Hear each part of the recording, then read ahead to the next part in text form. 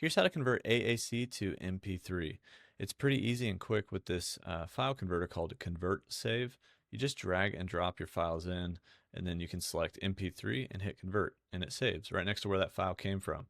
So this is an offline file converter, and so you don't need to upload your files to any weird random sketchy websites or have to like only convert a couple and then download and figure out where they go.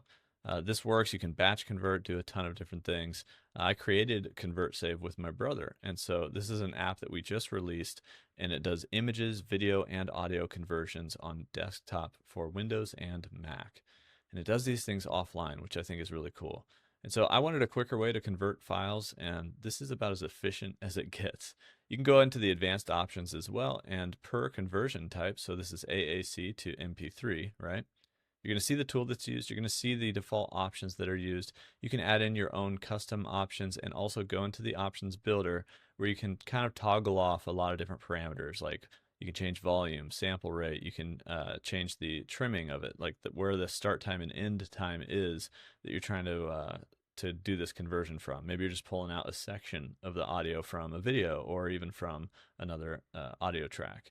And so then you can apply those and save them. They'll be the default option from then on, and you can always clear and go back. But basically, I just wanted it to be as simple as possible to kind of drag and drop files in and then convert and have them just go right back next to where they came from. We'll add some other stuff, if you want to save them in a different spot or something like that, or combine them all into, like if they came from a lot of different folders and you want them all saved into one spot, we'll add some stuff like that, for the save as. But I just wanted to make sure that this was like the most efficient and quickest way to convert files possible. And for me, it's been really helpful in my workflow, and I hope that you guys find it valuable as well. You can check it out at convertsave.com or just click the link in the description or the pinned comment down there. I appreciate your guys' support, and I'll see you in the next one.